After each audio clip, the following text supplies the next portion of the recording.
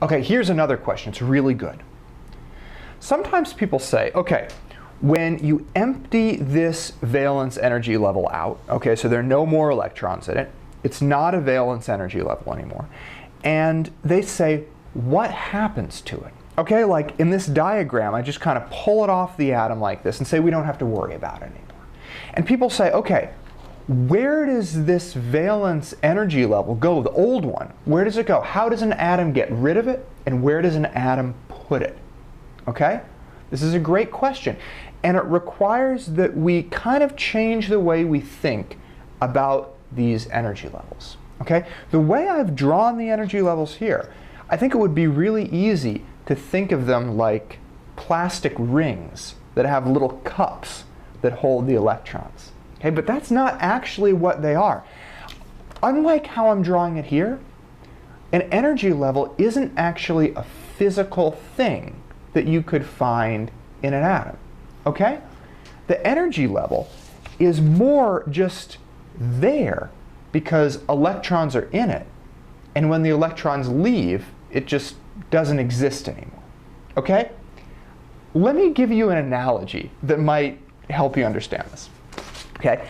I think that electron levels, energy levels, are a little bit like parking on the grass, parking in a big grass field with your car. Okay, let's imagine there's a concert or something and people are parking in a field. And here's a diagram of how people are parking. Okay, the grass goes here, so there are only 2 cars that can fit here.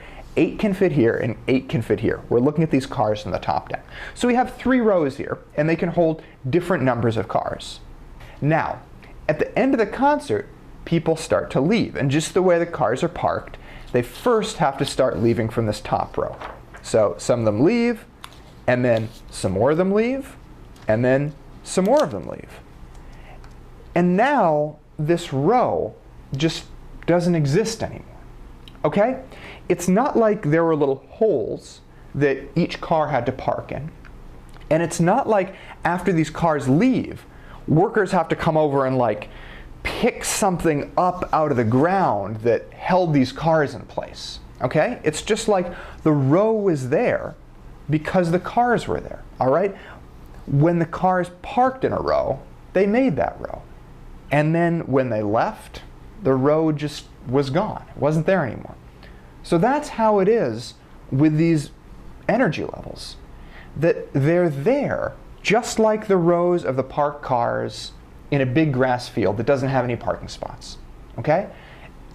As soon as they leave, so as soon as this one leaves, this row just isn't there anymore. It's like having the last car from this row in the field leave, and then this row is gone. And so then we move down to this row. So I realize this is a little bit tricky because I often draw energy levels like this with the holes. But I'm just doing this so that you can know how many electrons can fit in each of the energy levels. But really, they're not physical things that hold the electrons. They're much more like parking cars in a big field of grass that doesn't have any marked parking spaces. As soon as the cars are gone, the row that they were part of is gone too.